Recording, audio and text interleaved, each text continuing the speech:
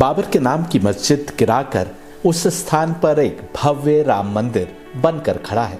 मस्जिद अल्लाह का घर होता है, लेकिन अयोध्या की मस्जिद बाबरी मस्जिद यानी बाबर की मस्जिद कहलाती थी। आज जब हम बाबर का नाम सुनते हैं तो हमारी समझ जो बनती है वो ये कि इस्लाम पर चलने वाला कोई मुसलमान भारत के हिंदुओं को गुलाम बनाने भारत आया होगा, जिसने असंख्य हिंदुओं का कत्ल किया होगा, उनको जबरदस्ती मुसलमान बनाया होगा और इस्लाम को फैलाने की कोशिश में ही उसने राम मंदिर को गिराकर वहां अपने नाम की एक मस्जिद बनवाई होगी। कई लोग कहते हैं कि बाबर ने नहीं बल्कि मीर बाकी जो उनका सिपह सालार था उसने वहां पर मस्जिद बनाई थी, लेकिन उसने भी नाम रखा तो अल्लाह की मस्जिद नहीं बल्कि बाबर की मस्जिद, बाबरी मस्जिद नाम रखा। आज बाबर की जिंदगी से कुछ पन्ने आपके सामने पेश करेंगे ताकि आप जान सकें कि कितना बड़ा और सच्चा मुसलमान था बाबर।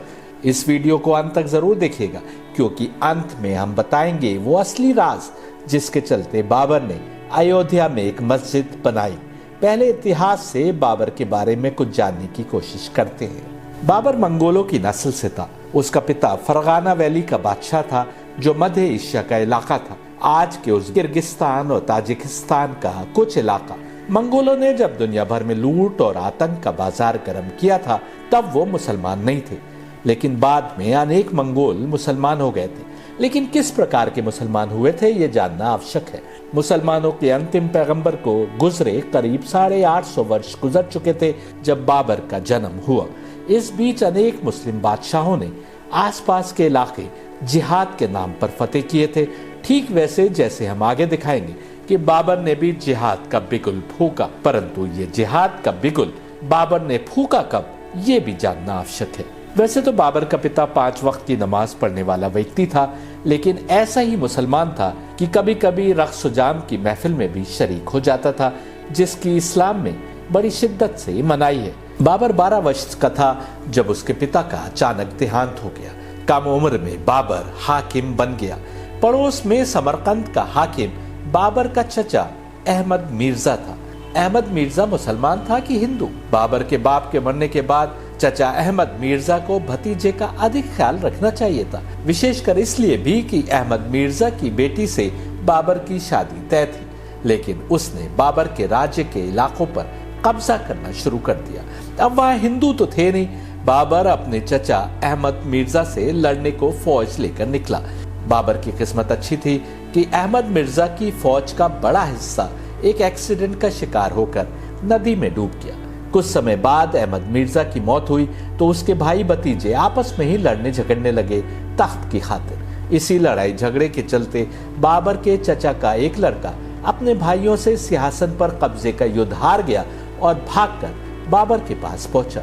बाबर भी मुसलमान था और वो सब भी मुसलमान थे, उसके रिश्तेदार थे जो आपस में लड़े पड़े थे। सगे भाई लड़ रहे थे समरकंद की बादशाही के लिए। बाबर को लगा उसके चचाजाद भाई समरकंद पर कब्जे के लिए लड़ रहे हैं, ऐसे में वो समरकंद पर कब्जा कर ले तो इससे बेहतर क्या होगा। बाबर ने अपने सगे भाई जहांगीर को अपने पीछे फरगाना का हाकिम बनाया और निकल पड़ा समरकंद पर कब्जा करने। उसने समरकंद का घेराव कर लिया। कुछ दिन के घेराव के बाद समरकंद का हाकिम बिसखर समरकंद छोड़कर भाग निकला तो वहां बाबर का कब्जा हो गया। इस बीच बाबर के पीछे तिम्बल और सुल्तान अली मिर्जा ने बगावत कर दी। तिम्बल के नाम से भले ही आपकी समझ में ना आए कि वो किस धर्म का मानने वाला था, मुसलमान था भी कि नहीं, लेकिन सुल्तान अली तो अवश्य मुसलमान घर में पैदा हुआ था। तिम्बल ने बाबर के सगे भाई को, जिसको वो पीछे फरगाना का हाकिम बनाकर आया था, अपने साथ मिला लिया। सगे भाई ने गद्दारी की बाबर से। फरगाना में अनजान शहर पर तिम्बल और जहांगीर ने अपना राज्य स्थापित कर लिया। बाबर समरकंद से अपनी फौज लेकर अनजान के लिए निकला तो पीछे सुल्तान अली ने समरकंद पर कब्जा कर लिया। न घर का रहा न घाट का। बाबर न इधर का हाकिम रहा न उधर का। उसने ताशकंद के बादशाह महमूद खान से मदद मांगी, जो बाबर का मामू था। महमूद खान निकला भी फौज लेकर, लेकिन जहांगीर अली और तिम्बल ने उसको रास्ते में ही गिफ्ट आदि देकर वापस कर दिया। अब बाबर अकेला पड़ गया। वो फौज बढ़ाने में लग गया। भाड़े के सिपाही जमा करता रहा। फौज तैयार हो गई तो अनजान पर हमला करके उसमें बैठे बागियों को उसने निकाल फेंका। अब अनजान पर फिर बाबर का कब्जा था। कुछ दिन और तैयारी करके बाबर ने समरकंद की ओर कूच किया, जहां सुल्तान अली मिर्जा हुकूमत कर रहा था। सुल्तान अली मिर्जा ने उज़्बेकों के सरदार शैबानी खान से सहायता मांगी, जो चंगेज खान के वंश में था और बुखारा पर कब्जा कर चुका था। बाबर जब अपनी फौज लेकर समरकंद की ओर बढ़ा तो शैबानी खान भी अपनी फौज लेकर बुखारा से समरकंद की ओर बढ़ रहा था। बाबर ने समरकंद पर कब्जा कर लिया, लेकिन पीछे से शैबानी खान अपनी फौज लेकर आ गया और समरकंद का घेराव कर लिया। बाबर को समरकंद की हुकूमत शैबानी खान को सौंपकर भागना पड़ा। बड़े खराब हालात में बाबर भागकर अपने मामू महमूद खान के पास ताशकंद पहुंचा। महमूद खान वही था जो एक बार बाबर की मदद को निकला था, लेकिन बीच में ही गिफ्ट आदि लेकर वापस हो लिया था। इस बीच फरगाना वैली पर भी शैबानी खान ने कब्जा कर लिया था। शैबानी खान ने हिसार और कंदूज शहर पर भी अपना कब्जा जमा लिया था। 1502 से 1504 ये 3 वर्ष तक बाबर दर बदर भटकता रहा। ऐसे में उसने अफगानिस्तान का रुख किया। काबुल में भी मुसलमानों की ही हुकूमत थी। रोचक बात ये कि 1501 में काबुल के राजा के मरने के बाद उसका दूध पीता बेटा काबुल का राजा बना दिया गया था। अब आप समझ सकते हैं कि दूध पीते बच्चे को राजा बनाया गया हो तो हुकूमत कितनी मजबूत होगी। एक सरदार मोहम्मद मुकीम ने दूध पीते राजा की बहन से शादी करके तमाम दूसरे सरदारों को उनके पद से हटा दिया था। जाहिर है तमाम सरदार अपने राजा से नाराज थे। 1504 में बाबर ने काबुल पर हमला किया तो उसको मोहम्मद मुकीम को शिकस्त देने में कोई परेशानी नहीं हुई। अफगानिस्तान पर बाबर का कब्जा हो गया। अब यहाँ से बाबर ने भारत का रुख किया।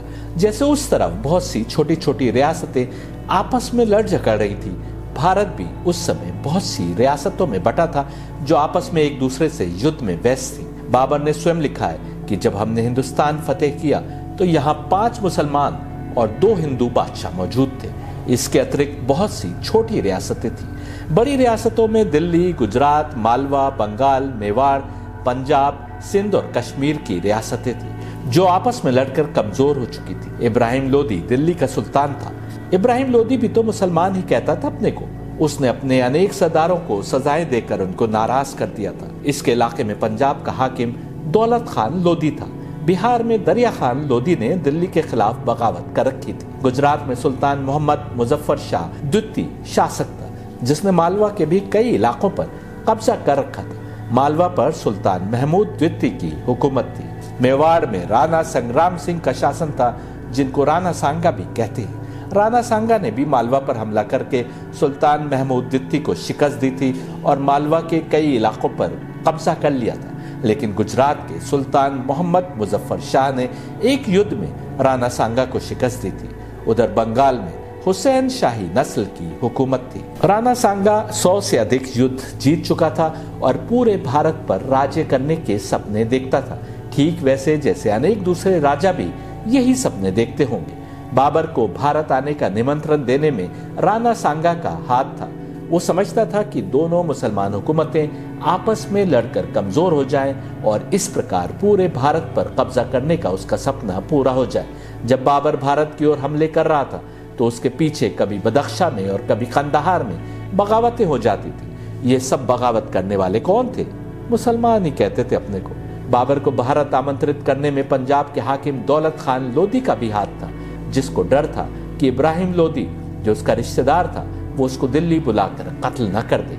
इब्राहिम लोदी का चचा आलिम खान भी उसके खिलाफ बगावत का बिगुल बजाए था। आलिम खान ने गुजरात के सुल्तान मुजफ्फर शाह के यहाँ पनाह ले रखी थी और इब्राहिम लोदी के खिलाफ कार्रवाई में लगा था। सिर्फ चचा आलिम खान ही नहीं, इब्राहिम लोदी के बेहतरीन कमांडर जैसे बहवा, हुसैन, मोहम्मद मियाँ, मारूफ और असलम खान भी उसके खिलाफ हो गए थे। कई बड़े कमांडरों को खुद इब्राहिम लोदी ने मौत के घाट उतार दिया था।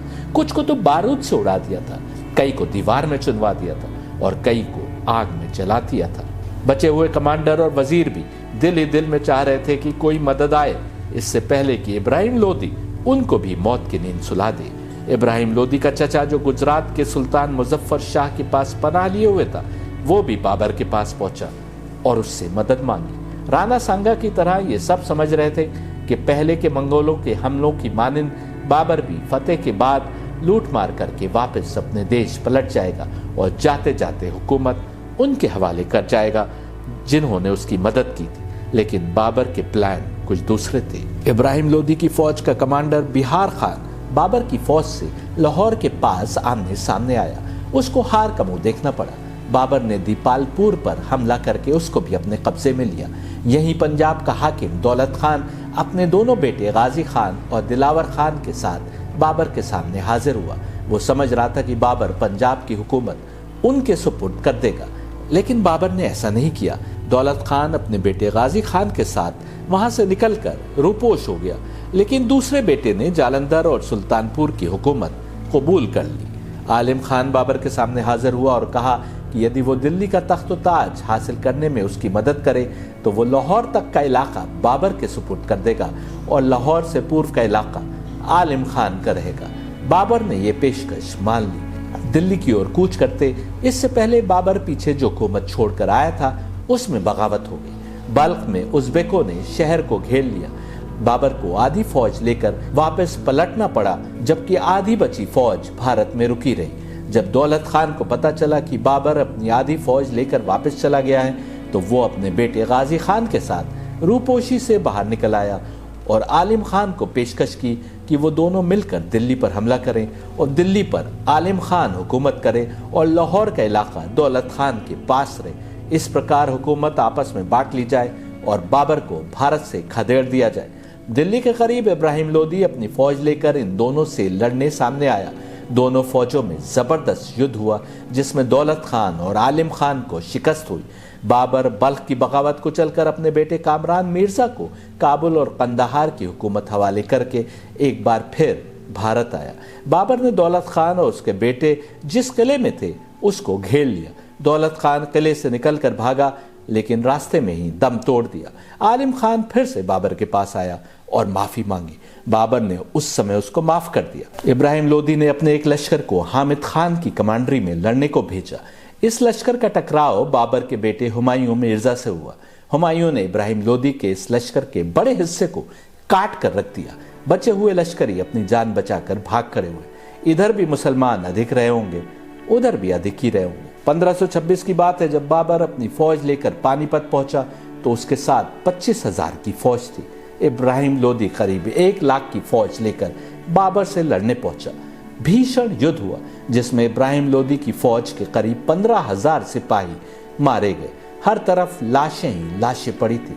इब्राहिम लोदी भी अपने कई करीबी साथियों के साथ मारा गया। बाबर ने इब्राहिम लोदी के पड़ाव की हर चीज पर कब्जा कर लिया।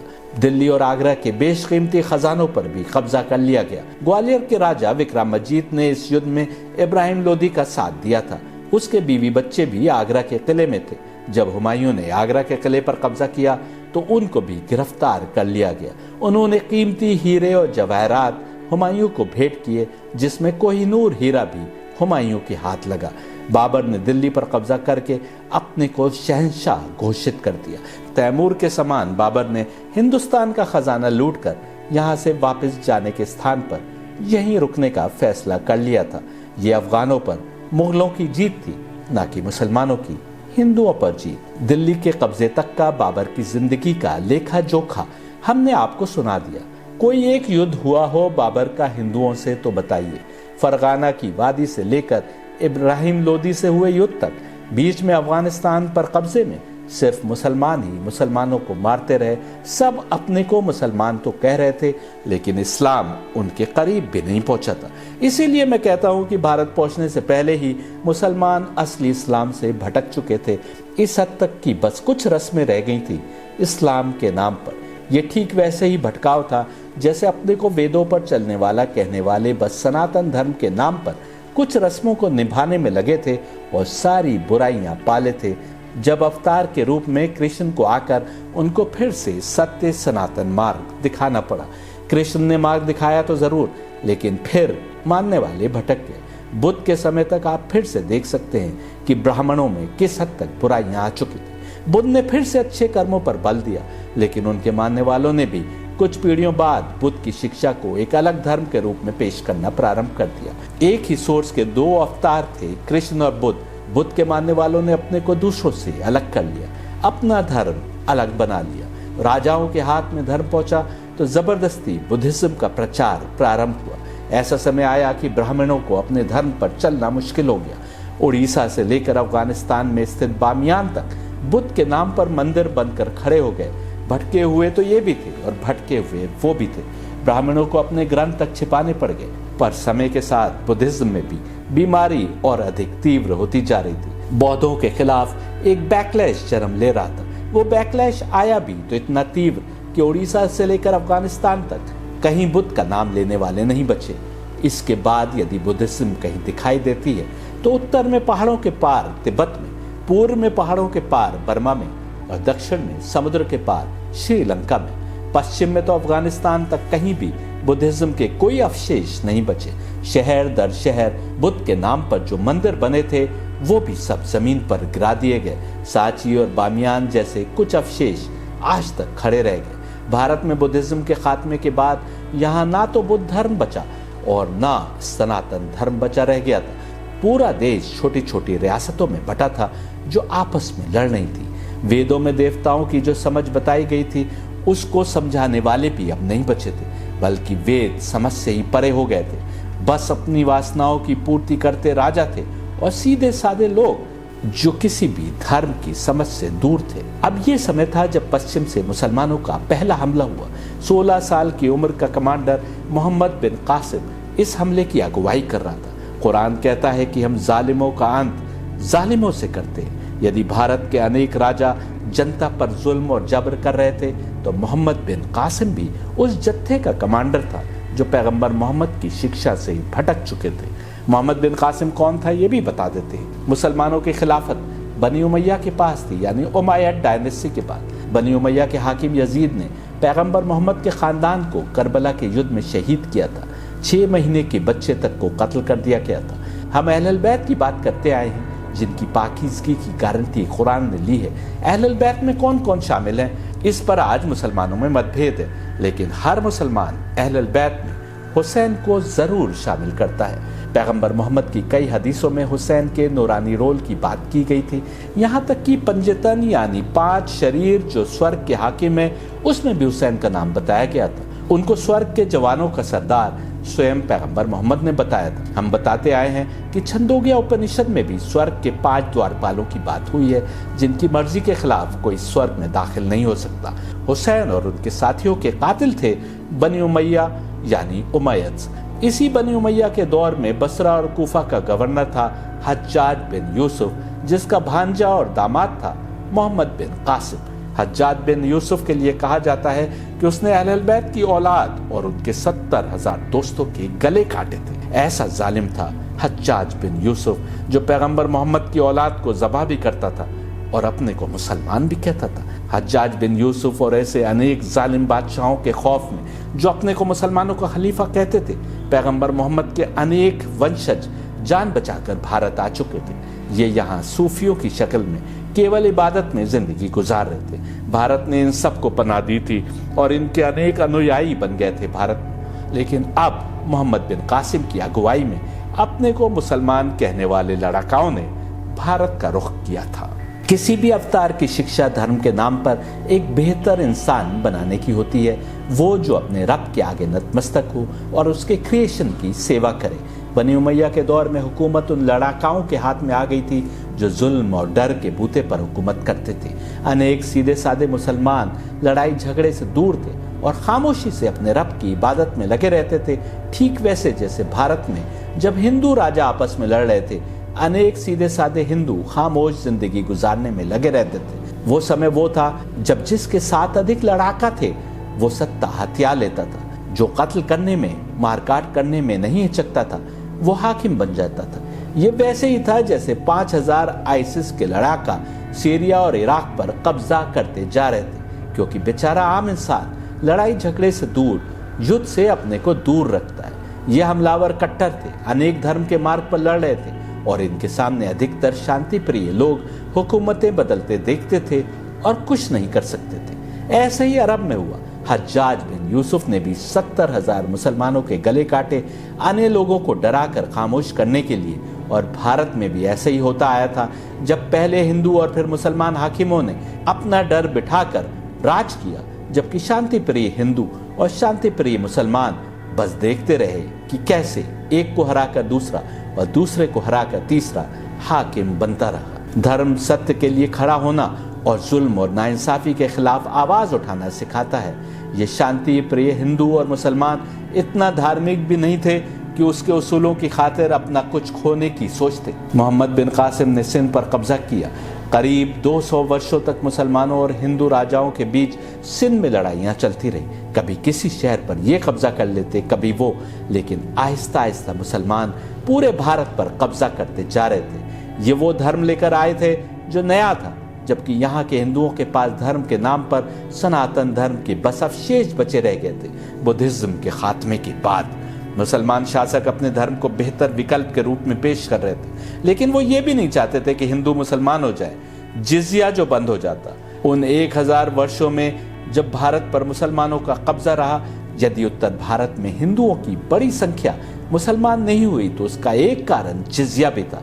क्या इतना दूरंदेश थे मुसलमानों की शरीयत बनाने वाले कि जानते थे कि यदि हुकूमत इस्लाम पर चलने वालों के हाथ से निकल जाएगी तो वो दूसरे धर्म के मानने वालों को भी धर्म में लाने से परहेज नहीं करेंगे। जिजिया का कानून उनको ऐसा करने से रोकता था, क्योंकि टैक्स आना बंद हो जाता।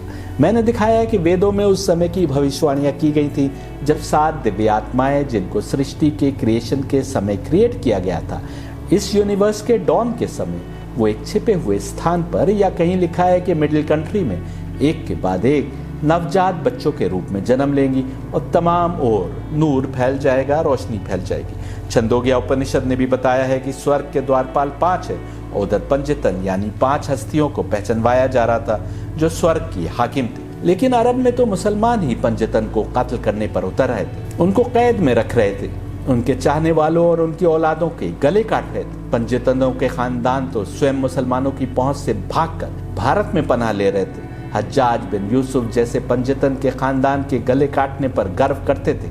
ऐसे में यहाँ के हिंदू क्या करते? मुझे नहीं पता कि भारत में ब्राह्मण क्या उस समय पहचान रहे थे कि जिन हस्तियों के नवजात बच्चों के समान पैदा होने की भविष्यवाणियां वेदों ने की थी, वो अरब में पैदा हुए अहलल बैत की बात हो रही है कि नहीं। मैंने इतिहास में यदि कुछ पाया तो ये कि भारत के अनेक जाट अली के साथ माविया के विरुद्ध युद्ध में लड़ रहे थे। यहाँ तक कि एक स्थान पर अली ने बैतुल माल की यानी सरकारी खजाने के संरक्षण की जिम्मेदारी जाटों को दी थी। मैंने ये भी पाया कि भारत के सारस्वत ब्राह्मणों का पूरा जत्था हुसैन की सहायता के लिए भारत से इराक तक गया, जब उन्हें पता चला कि हुसैन को यजीद की फौज ने घेर लिया है। क्या उस समय तक सारस्वत ब्राह्मण अपनी किताबों से पहचान रहे थे कि ये वही हस्तियां हैं जिनकी भविष्यवाणी उनके ग्रंथों में की गई थी? ऐसा इसलिए कहा क्योंकि और कोई कारण नहीं समझ आता कि क्यों ब्राह्मणों का ये जत्था करबला तक घोड़े दौड़ाता गया। मैंने ये भी पढ़ा है कि ये जत्था करबला पहुंचा तो हुसैन शहीद किए जा चुके थे। किसी आम आदमी के लिए ये ब्राह्मण भारत से इराक तक गए होते तो जब उसको शहीद कर दिया गया था जिसकी सहायता को गए थे तो वापस आ जाते, परंतु इनमें से कई रुके रहे। यहाँ तक कि कुछ वर्षों पश्चात जब हुसैन के कत्ल का बदला लेने के लिए कुछ अरबों का खून खौला और उन्होंने कत्ल हुसैन का बदला लेने के लिए यजीद के खिलाफ युद्ध का बिगुल बजाया तो ये ब्राह्मण उसमें शामिल थे, जबकि जानते थे कि यजीद जैसे ताकतवर हाकिम के सामने लड़ने का अर्थ मौत को गले लगाना था। इनमें से अनेक मारे गए और जो बच गए वो वापस भारत आकर तितर बितर होकर इधर उधर रहने लगे। वक्त की सितम ज़रीफ़ी देखी, जिन हस्तियों का रोल पैगंबर मोहम्मद ने बहुत बड़ा बताया था और जो स्वर्ग की मालिक थी, पैगंबर मोहम्मद के अनुसार भी और वेदों और उपनिषदों के अनुसार भी जुल्मत ने मुसलमानों को उनकी दुश्मनी पर खड़ा कर दिया था। वो हस्तियां कैद में थी, कत्ल की जा रही थी और मुसलमान इस्लाम के नाम पर इधर उधर हमलावर हो रहे थे। ब्राह्मण क्या इन बिगड़े हुए मुसलमानों के पथ को अपना कहते जिनके हमलावर जत्थे भारत पर कब्जा करते जा रहे थे? ये वो समय था जब हिंदुओं के पास अपनी विरासत कहने को कोई ग्रंथ नहीं थे और जो वेद थे वो समझ से परे थे। यदि कुछ लोगों की समझ में आ भी रहे थे तो वेद उन हस्तियों को ही तो पहचानवा रहे थे जो उधर कैद में थी या जिनके साथी और वंशज मारे काटे जा रहे थे मुसलमानों के हाथों से। भारत में तब प्रारंभ हुआ मिशन मोड में हिंदू धर्म को एक नया रूप देने का काम। इसको हिंदू रिवाइवल का दौर कहते हैं। रामायण इसी दौर में लिखी गई, पुराण इसी दौर में लिखे गए और यदि पहले से लिखे हुए उपलब्ध थे तो इस दौर में उनमें तब्दीली की गई। इस हद तक कि अंग्रेजों के भारत आ जाने के बाद जब मैक्स मुलर आदि ने वेद पुराण आदि का अंग्रेजी में अनुवाद करना प्रारंभ किया तो मैंने उनमें से किसी एक का लेख पढ़ा है जिसमें वो कहता है कि पुराण का एक वर्जन जब मैंने अमुक व्यक्ति के पास देखा तो उसमें अंत में जीनियोलॉजी मौजूद थी जो मोहम्मद पर समाप्त होती थी, लेकिन उसी पुराण का कोई और वर्जन जब मैंने कहीं और देखा तो उसमें वो जीनियोलॉजी नहीं थी।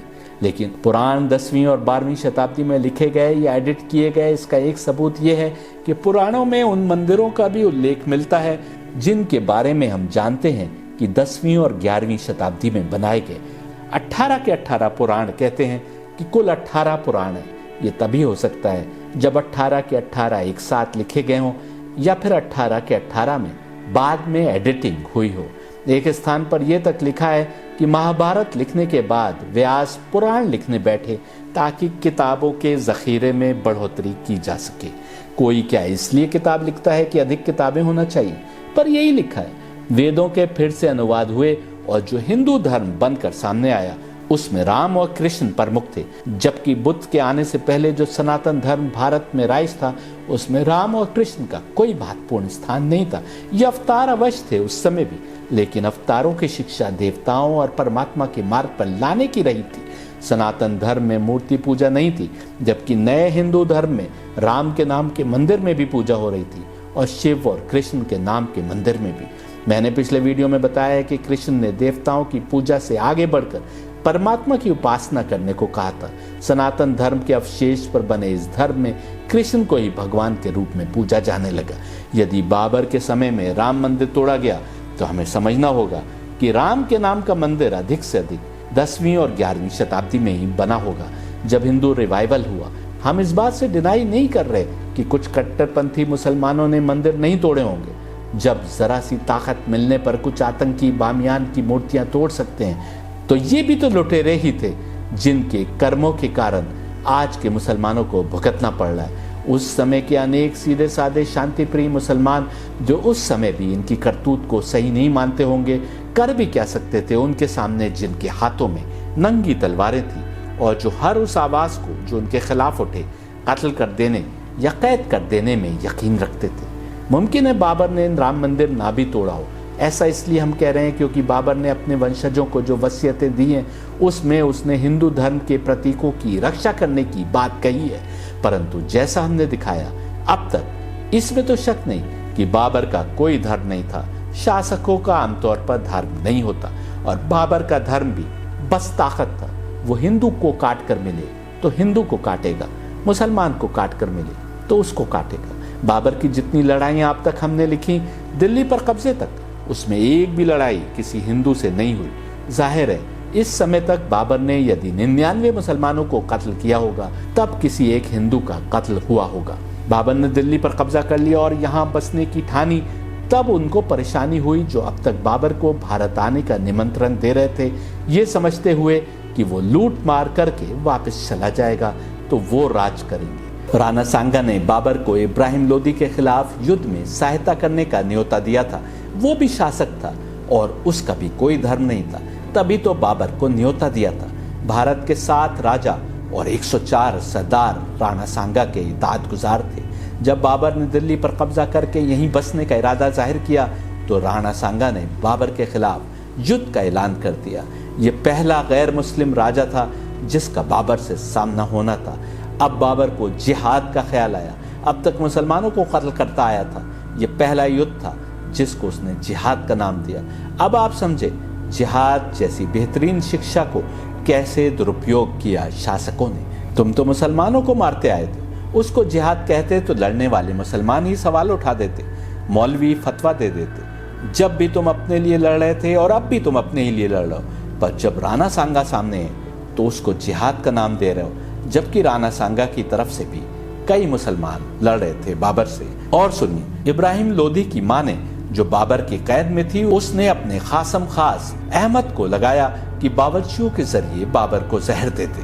मरवाने वाली भी मुसलमान, अहमद भी मुसलमान और बावर्ची जिनको जहर देने पर लगाया गया था वो भी मुसलमान। जहर जिसको देना था वो भी अपने को मुसलमान कहता था। ये प्लान फेल हो गया। बाबर ने अहमद के टुकड़े करा दिए, बावर्ची की खाल खिंचवा ली और उस नौकरानी को जिसने जहर बावर्ची तक पहुंचाया था हाथियों के पैर तले कुचलवा दिया। क्या इस्लाम किसी भी मुजरिम को इस प्रकार मारने की अनुमति देता है? नहीं, लेकिन यहाँ इस्लाम नहीं था, सब पर डर बिठाना था कि कोई और ऐसी हिम्मत नहीं कर सके। राणा सांगा बहुत बड़ा लश्कर लेकर निकला।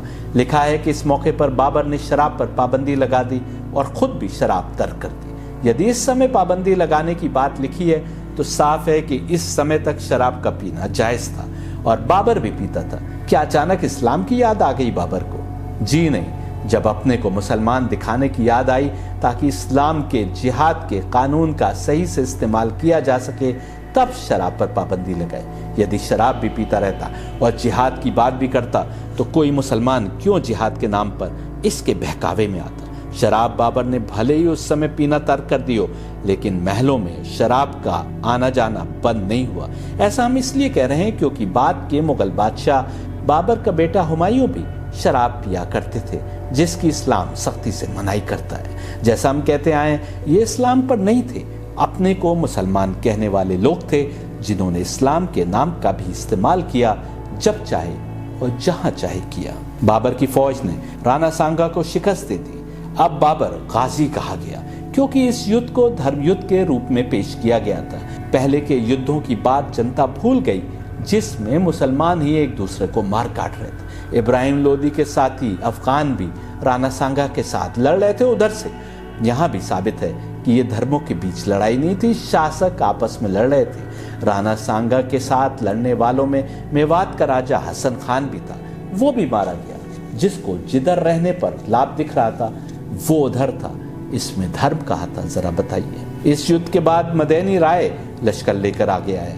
बाबर ने उसको भी शिकस्त दे दी। सुल्तान महमूद लोदी ने बिहार पर कब्जा करके 1 लाख की फौज जमा कर ली। जाहिर है इसमें अधिकतर मुसलमान होंगे। छोटा लश्कर होने के बावजूद बाबर ने सुल्तान महमूद लोदी के 1 लाख के लश्कर को बड़ी शिकस्त दी।